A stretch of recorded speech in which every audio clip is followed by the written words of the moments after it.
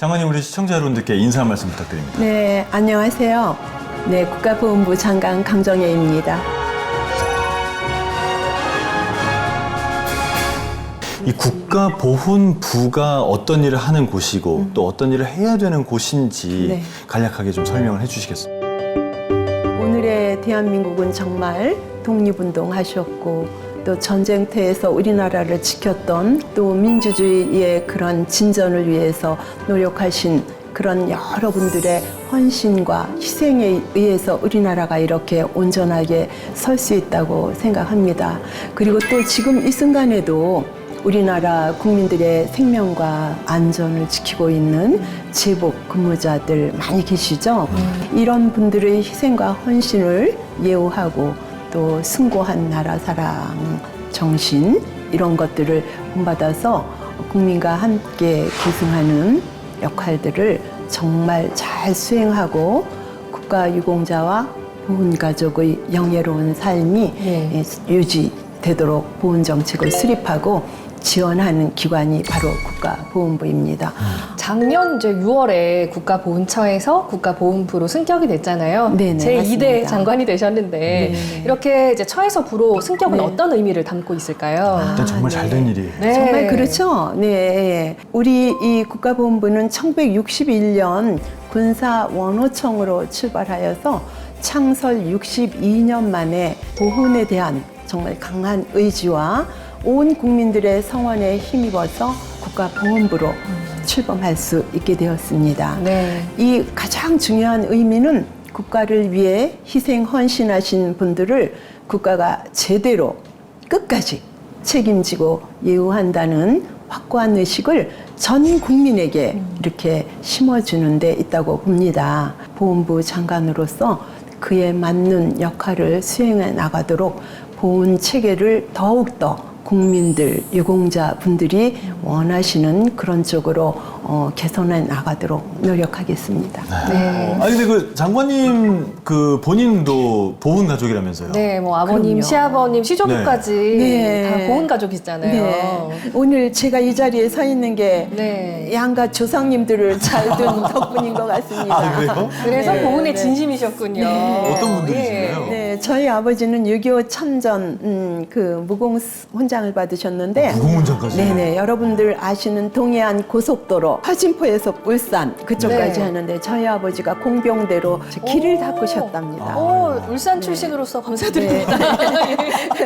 저희 시댁은 네. 독립운동가 가문입니다. 예. 네, 우연하게 이제 네. 남편을 소개받았는데 독립운동가 가문이라고 그러더라고요. 네. 예, 그랬는데 그래서 데이트를 대전 현충원에서 하셨다고.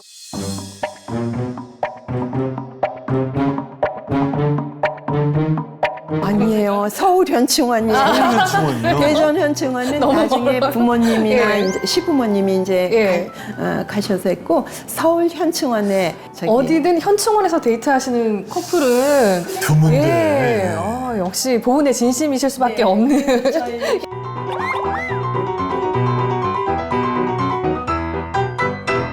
이제 장관님의 주요 정책의 방향이 일상생활 속 보훈 문화 확산 이렇게 얘기를 하고 계세요. 네. 이 부분에 관심이 좀 많으시다고 듣고 있습니다. 그렇습니다. 모두의 보훈. 네, 맞습니다. 모두의 보훈 들어보셨어요? 네. 모두의 네, 보훈. 네. 저는 이제 영웅을 기억하려면 저희 국가보훈부만 하는 게 아니에요. 온 국민이 함께 해야 하는 그렇죠. 런 면에서 모두의 보훈이라는 거를 지금 저희가 심도 있게 진전해 나가고 있습니다. 네. 이 국가 유공자분들의 희생과 헌신을 우리 국민 모두가 진심으로 존경하고 예우하는 이게 더 먼저라고 생각합니다. 아우, 맞아요. 네. 네네. 제가 아주 여기 오기 전에도 들었어요. 네. 본인의 부모님, 네. 아버지께서 유공자셨는데 가족들에게도 드러내지 않으셨대요. 뭐 여러 다양한 그런 그렇죠. 그 네. 국가를 위한 헌신을 했는데 온 국민이 그거를 정말로 존경하고 감사해야 한다기보다 폄하는 아니지만 조금 네. 관점에 따라서 예, 예. 좀 달리 보는 경우들이 있으니까 당사자인 그분들은 그런 면이 있으셨던 것 같아요. 그러나 이제 최근에는 제복의 영웅들 사업 네, 제복의 들어보셨죠? 영웅들 들어봤어요. 네네네. 네. 국가 유공자 스스로의 자긍심을 높이는 것은 당연하고요.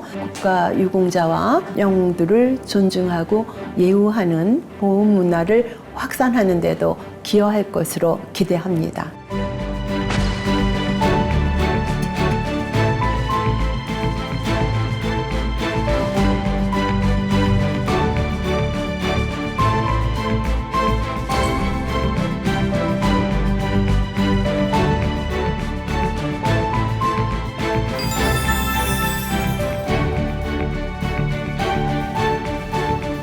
처음에는 몇 분만 이렇게 시범으로 했는데 초등학교 학생들이 참전 유공자 분들 덕분에 우리나라가 이렇게 잘 살 수 있고 안전하니까 네. 모든 분들께 다 제복을 드려달라는 요청을 받았습니다. 국가 유공자들에 대한 국민들의 인식이 전환이 되니까 아, 내가 이런 데 참여했다 하는 걸 가족들에게도 이야기를 하신답니다. 이건 네. 정말 고무적인 일이고 정말 그렇게 돼야 한다고 생각합니다. 네. 또 올해는 월남전 참전 60주년이 되는 해입니다. 17만 5천 명 전원에게 사회적 존경과 상징성을 담은 제복을 지급할 예정입니다. 제복 근무자 감사 캠페인, 또 미래세대 대상 보훈교육 프로그램 등 이 모든 정책 개발에 국민 모두가 국가 유공자들에게 진심으로 감사해야 하면서 그 정신을 이어가도록 하는 것이 중요하다고 생각합니다. 네. 그리고 제가 오늘 오신다고 해서 보훈부 정책에 대해서 좀 알아봤는데 정책 대상을 기존 5년 이상 복무한 중장기 복무 제대 군인에서 의무 복무자까지 확대하고 있다. 이렇게 제가 기사를 봤는데요. 어떤 내용인지 네, 구체적으로 맞습니다. 말씀 주시죠. 예. 네, 병사들의 월급이 조금 인상되었지만 아직도 군 복무로 인해서 느끼는 이 상대적인 박탈감을 해소되지 않고 있지만 우리는 이 국토 방위에 헌신한 의무 복무자들에 대한 사회적 책임을 강화하는 정책을 적극적으로 추진하고자 합니다. 의무 복무 제대 군인에게 취업, 창업 지원을 할 수 있는 내용의 제대 군인법이 올해 시행되었습니다. 네. 올해 2024년 1월 달에 시행되었고요. 의무 복무 제대 군인의 군 복무 기간을 호봉이나 임금 산정 시의 근무 경력에 의무적으로 포함하도록 관련 법률 개정을 추진하는 중에 있습니다. 명예로운 그 병역 의무 이행을 위해서 국방부, 국토부, 교육부 등 관계부처와 군 복무 중 학점 취득 인정하는 거, 또 주택 청약 가점 부여하는 거, 방안 등을 추진하는 중입니다.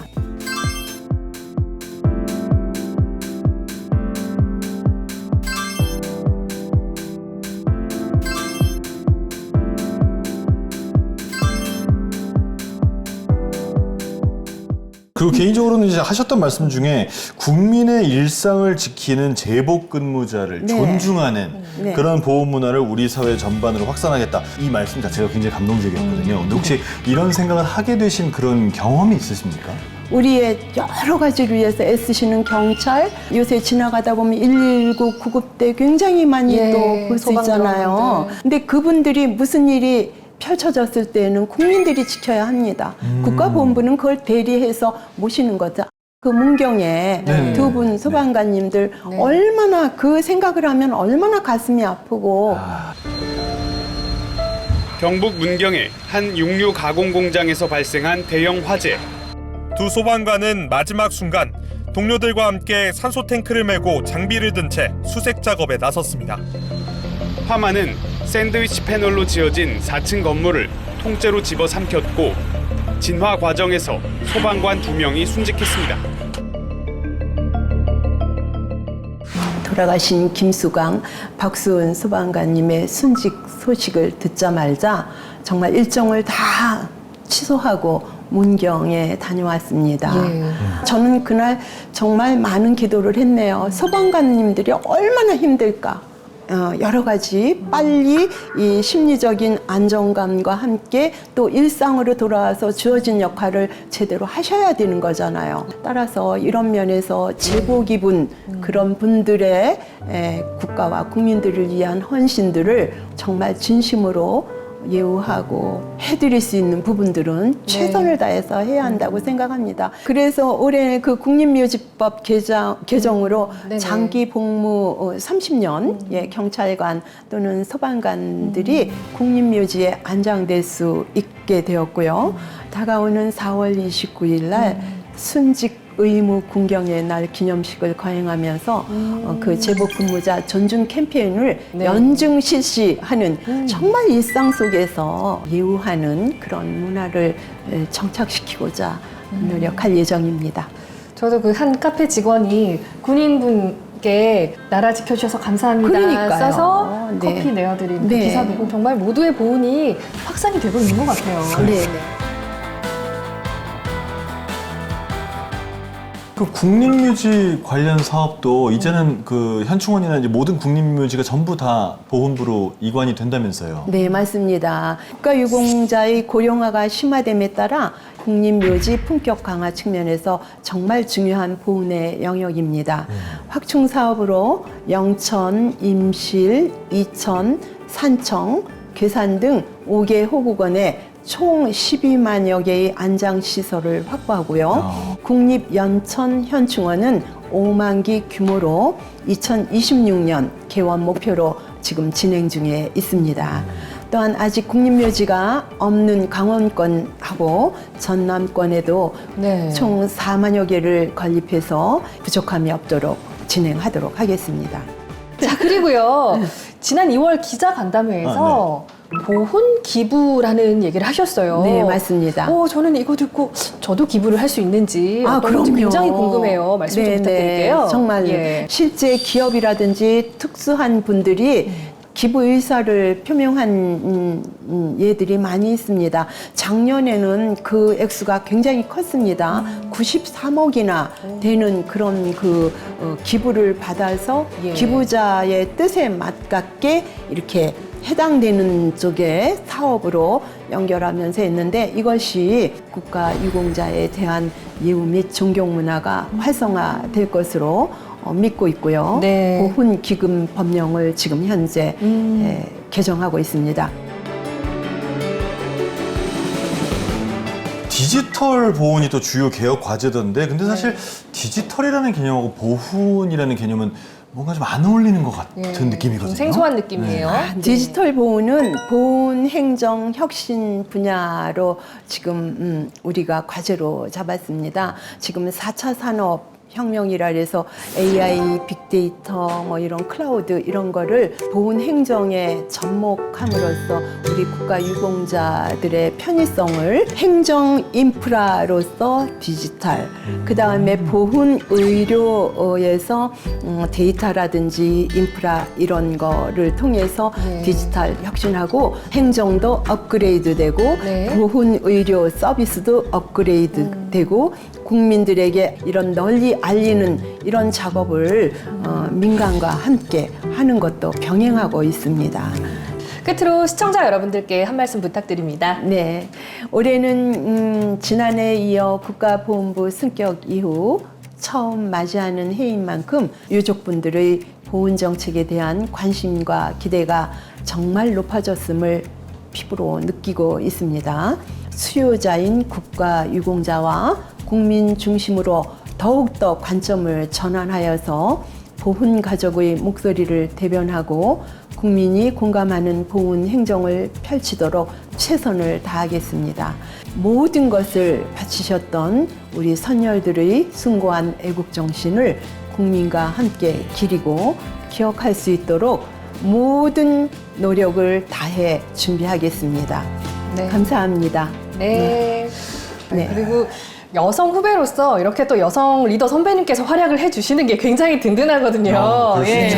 네, 굉장히 저는 반갑게 장관님 취임식을 함께했습니다. 노력하겠습니다. 네. 오늘 정말 장관님 덕분에 네. 이 땅에 살아가는 사람들과 또 이 나라를 위해서 네. 자신의 목숨을 바쳐서 희생하신 그 많은 사람들의 어떤 노고와 정신에 대해서 다시 한번 생각하는 그런 좋은 시간을 가져봤습니다. 네. 좋은 말씀 감사합니다. 네. 네, 고맙습니다. 감사합니다.